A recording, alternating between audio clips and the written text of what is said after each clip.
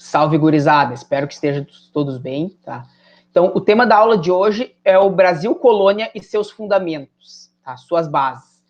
E dando destaque ao período entre 1500 e 1580. Por que é tão importante estudar esse período tão longínquo da história brasileira? Tá? Basicamente por duas razões.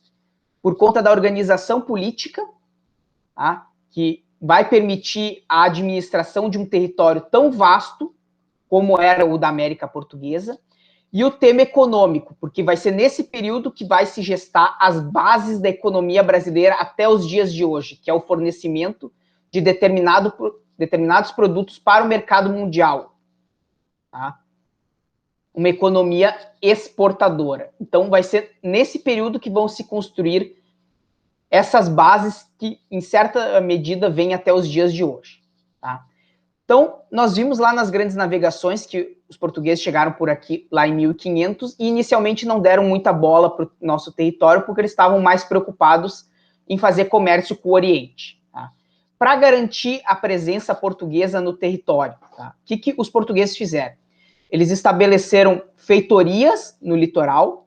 Feitorias seriam uma espécie de pequenas fortalezas, tá? Que não eram só para fins militares, mas também para fins comerciais, tá? E estabeleceram alianças com grupos indígenas, tá? Para a exploração do pau-brasil. O pau-brasil é uma árvore que dá um pigmento vermelho, o qual é utilizado para tingir tecidos. Tá? Então, como é que acontecia isso?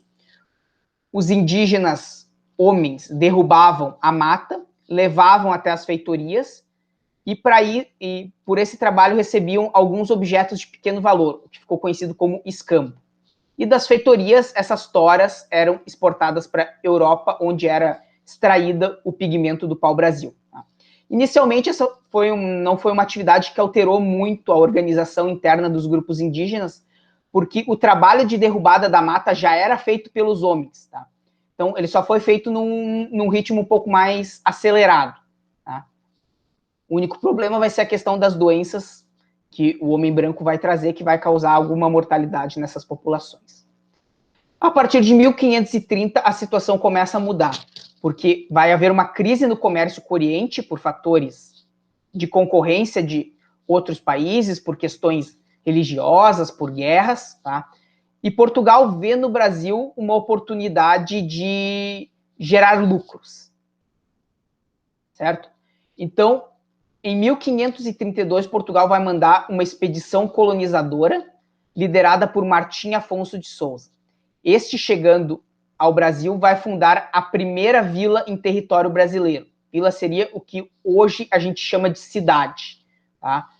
O Martim Afonso de Souza vai fundar a vila de São Vicente, no litoral de São Paulo, que é considerado o primeiro assentamento urbano no Brasil. Tá? E em 1534, a coroa portuguesa vai trazer para o Brasil o sistema de capitanias hereditárias. Tá? Hereditária, o próprio nome já diz, é passado de pai para filho. Esse não era um modelo novo no Império Português, ele já vinha sido utilizado nos Açores, na Ilha da Madeira, em Cabo Verde, em São Tomé e Príncipe, em vários lugares do Império Português vinha sendo utilizada as capitanias hereditárias. Tá?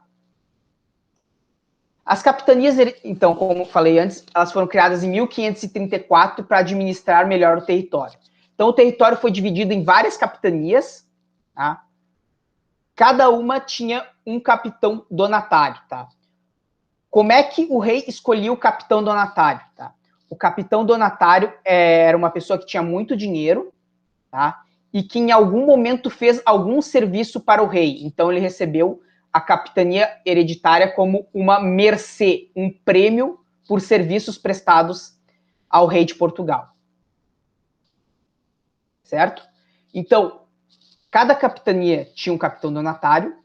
Entre as funções dos capitães donatários eram estabelecer a administração, promover a fé cristã, promover a agricultura, especialmente pela doação de sesmarias, que eram o nome dado às grandes propriedades, e cobrar impostos.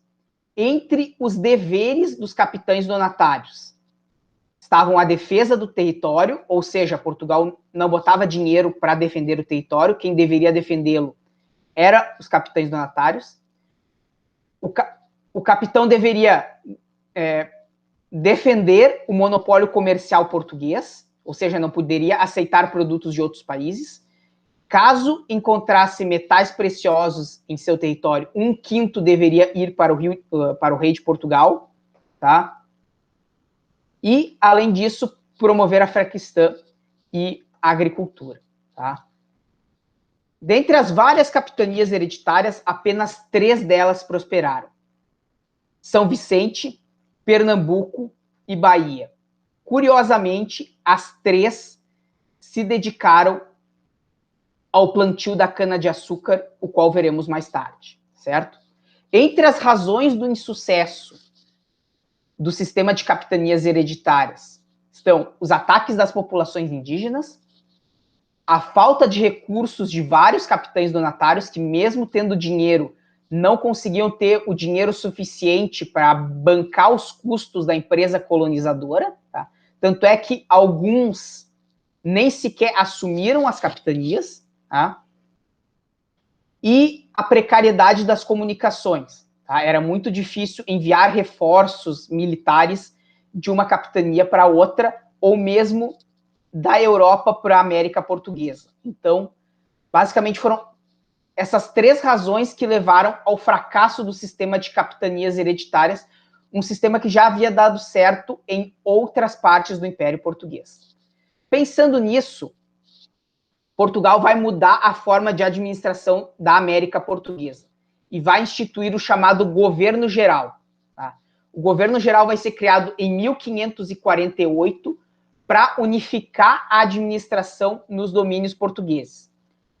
É importante dizer que nem todas as capitanias hereditárias terminaram de imediato. Tá? As capitanias hereditárias foram sendo incorporadas por Portugal à medida do tempo, seja por desinteresse dos antigos donatários, seja pela falta de herdeiros ou por doação. As últimas capitanias hereditárias só vão entrar para os domínios portugueses na metade do século XVII, mais de um século depois do estabelecimento do governo geral. Para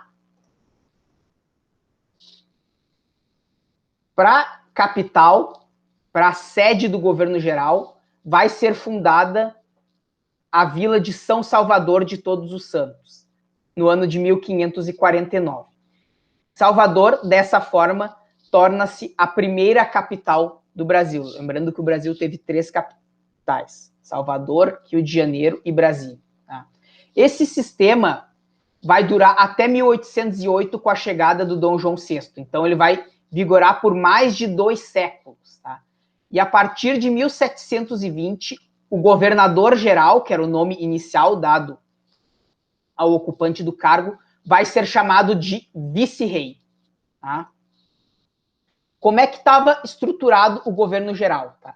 Basicamente, tinha o governador-geral e tinha 3 ajudantes mais próximos. Seria mais ou menos hoje o que a gente chamaria de ministros. Tá?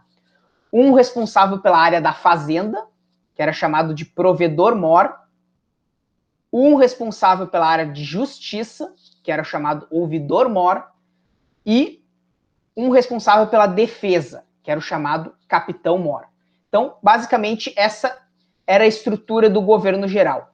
O governo geral, obviamente, ele não ia conseguir só com essa pequena estrutura administrativa dar conta de um território tão vasto.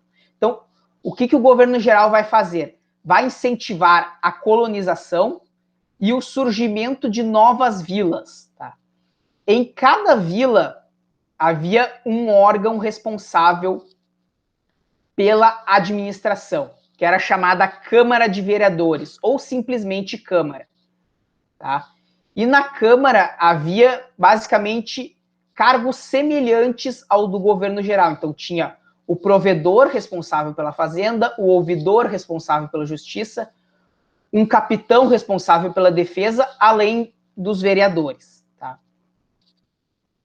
Basicamente, as câmaras de vereadores, elas tinham uma função um pouco diferente do que é hoje. Tá? Atualmente, a Câmara tem um papel legislativo e de fiscalização do Poder Executivo. Tá? Então, a Câmara faz leis e fiscaliza o que o Executivo está fazendo, a aplicação dessas leis. No período colonial vai ser um pouco diferente. Tá? As câmaras, além de criar as próprias leis, elas fazem a administração. Então, elas reuniam o poder executivo e o poder legislativo. E em determinados casos, quando os crimes eram pequenos, tá, também julgava. Tá? Basicamente, quem julgava era o ouvidor. Tá? Quem é que compunha as câmaras de vereadores? Os chamados homens bons, que era a elite colonial, ou seja, proprietários de terras, proprietários de escravos, comerciantes ricos e sacerdotes. Tá, certo? Então, dessa forma, foi estruturada a administração portuguesa no período colonial brasileiro. Tá? Com um governo geral, alguns órgãos que assessoravam o governo geral e que eram reproduzidos nas vilas, nas câmaras de vereadores. Um papel muito importante a colonização do Brasil, especialmente nesse primeiro momento, a colonização do litoral brasileiro, vai ser a relação dos portugueses com os povos indígenas. Tá? Primeiramente, é importante dizer que houve uma grande mortalidade das populações indígenas no primeiro século do Brasil colonial. Alguns autores chegam a dizer que 90% da população indígena do litoral faleceu no primeiro século. Basicamente por 3 motivos. Pelas guerras, que aumentaram muito, pelas doenças pelas quais os indígenas não tinham anticorpos, por exemplo, sarampo, varíola, gripe, tá? E pela escravidão. A escravidão inicialmente vai ser indígena e depois vai ser africana. Tá? A relação dos povos indígenas com os portugueses vai ser, às vezes, de colaboração e às vezes de conflito. Tá? Isso era determinado conforme suas lógicas internas, de acordo com o favorecimento que a relação com os portugueses poderia trazer, especialmente em um tema, o tema da guerra. A guerra era muito comum entre os povos indígenas. Existe uma imagem de que os povos indígenas eram totalmente pacíficos e se sabe que não era bem assim. Os conflitos eram muito constantes entre os povos indígenas, havia grandes rivalidades, tá? Porém, era uma guerra com um sentido muito diferente da guerra como os europeus enxergavam a guerra. Tá? Ela não era uma guerra para a conquista de territórios. Basicamente, a guerra para os indígenas ela tinha um sentido ritual, de construção de lideranças e muitas vezes de vingança contra ataques cometidos pelo outro povo. Então, era uma guerra que se perpetuava ao longo do tempo. Então, tinha um povo que atacava o outro, fazia prisioneiros e matava alguns, e esse povo que era atacado, atacava de volta. E assim o ciclo continuava. Tá? E um dos elementos básicos, que talvez tenha chocado mais os europeus, foi a questão da antropofagia, ou seja, de comer a carne dos seres humanos. Tá? Veio várias imagens, vários relatos chegaram na Europa que causaram grande espanto nos europeus, relatos um tanto quanto exagerados e imagens um tanto quanto exageradas, como essa, que foi feita como uma ilustração do livro do alemão Hans Staden, que esteve no Brasil por volta de 1550 e presenciou esses momentos de antropofagia. Tá? Relatos um pouco exagerados. Tá? Como é que funcionava a antropofagia? Nas guerras, se capturava, geralmente, as pessoas mais fortes e os líderes da tribo rival. Tá? E somente esses eram alvo da antropofagia. Tá? Eles eram cozinhados vivos, tá? E a partir daí, sua carne era cozida e entregue para determinados membros da tribo, tá? Por que eles faziam isso? Porque eles acreditavam que o espírito dessas pessoas mais fortes, a força que elas tinham, se você comesse a carne, essa força era passada para o teu corpo, ou seja, você acabaria ficando mais forte. Então, essa era a lógica por trás da antropofagia. E geralmente quem capturava os membros da tribo rival, quem se destacava nessas guerras, acabava assumindo postos de liderança nas tribos. Então, a guerra tem um sentido ritual de construção de lideranças. Tá? Então, vem os missionários portugueses, especialmente os jesuítas. E os jesuítas não vão entender muito essa lógica das populações indígenas. Tá? Então, elas vão tentar catequizar os indígenas e infundir a fé cristã neles. Tá? Basicamente, por alguns mecanismos, especialmente a criação de aldeamentos ou missões que congregavam diversas populações. Tá? E nesses aldeamentos era feito o trabalho missionário, o trabalho de catequese. Tá?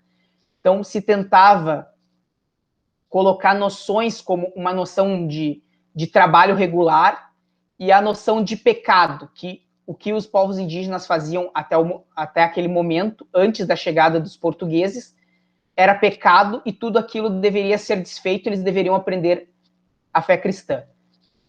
Tá?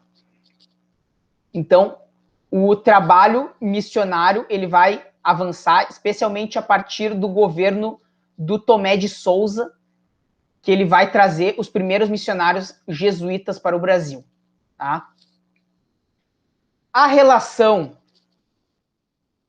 com os povos indígenas de colaboração e conflito pode ser vista especialmente pela fundação das duas principais cidades do Brasil na atualidade. São Paulo foi fundada em 1554 pelos padres jesuítas, tá? E era uma missão, um aldeamento, tá? Onde os jesuítas faziam o trabalho de catequese. Tá? Então, ali naquele espaço, havia uma colaboração entre indígenas e portugueses. Tá? Ali na foto é apresentado o pátio do colégio dos jesuítas, que é o ponto, o marco zero da cidade de São Paulo, onde foi fundada a cidade de São Paulo. Já o Rio de Janeiro vai ser um pouco diferente. Tá? No Rio de Janeiro, na década de 1550, vai ter uma ocupação francesa, uma colônia protestante de huguenotes, tá? Que são os calvinistas franceses. Tá? E essa colônia vai ter o apoio de grupos indígenas que estavam insatisfeitos com os portugueses, que faziam muitas guerras naquele espaço e levavam indígenas como escravos. Então, os povos indígenas da região do Rio de Janeiro vão se aliar e vão formar a chamada Confederação dos Tamoios, que vai apoiar os franceses. Tá?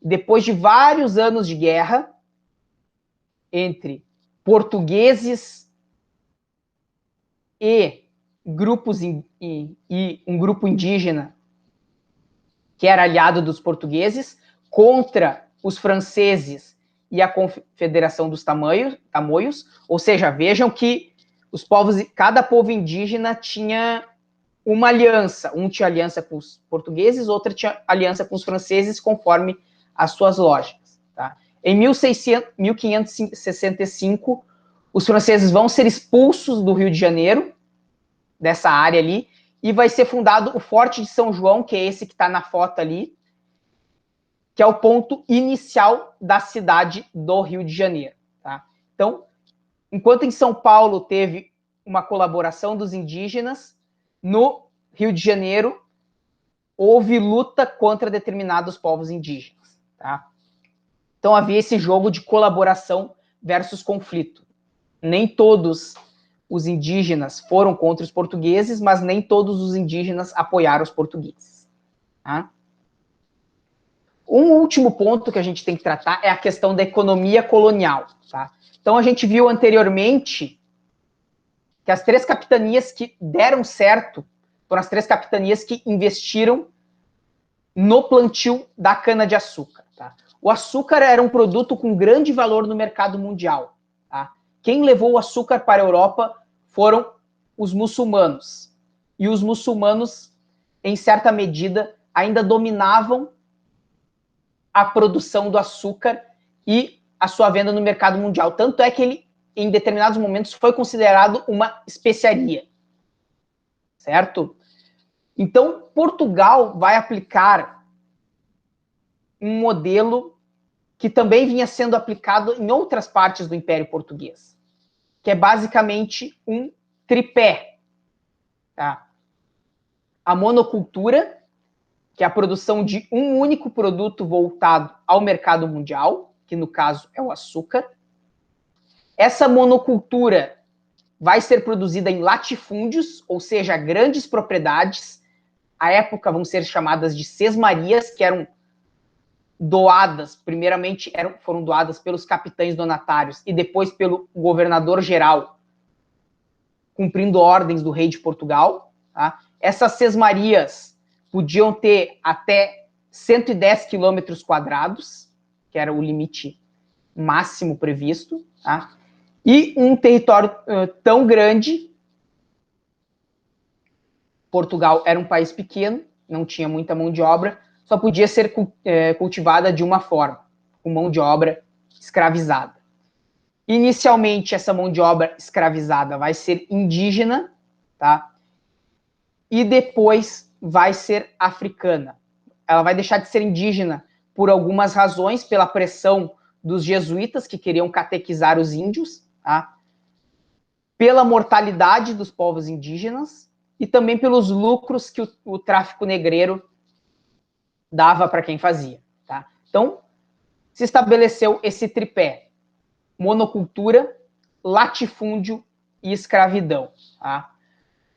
Porém, Portugal tinha um problema. Portugal tinha um problema com capitais. Ele não tinha muito capital para investir. Onde Portugal foi buscar esse capital? Com os holandeses. Tá? Então, os holandeses financiavam os engenhos, tá? E em troca, esse açúcar, a venda do açúcar produzido no Brasil colônia é feito pelos holandeses, tá? Então, o açúcar era produzido na colônia, com capitais holandeses, tá? Em sua grande maioria. Ele vai para Portugal e depois vai para a Holanda. A Holanda vai fazer esse intermédio da venda do açúcar da América Portuguesa na Europa, certo? Então, dessa forma, o Brasil vai se inserir no chamado sistema colonial, tá? Como colônia, Portugal sua metrópole, e cada um com a sua função. Tá? A colônia, o Brasil, vai ser responsável pelo fornecimento de gêneros de exportação, produtos que podem ser vendidos no mercado mundial e podem dar grandes lucros. No caso, o açúcar. E Portugal vai fornecer produtos que possam ser consumidos em sua colônia, produtos europeus manufaturados, certo? Então, sobre a parte da escravidão, nós vamos ter uma aula específica para trabalhar isso, certo? Então, seria isso por hoje, tá? Na próxima semana seguiremos com o estudo de Brasil Colônia, tá? Há exercícios de fixação do conteúdo no Moodle. Fiquem bem, fiquem em casa e se cuidem. Um grande abraço.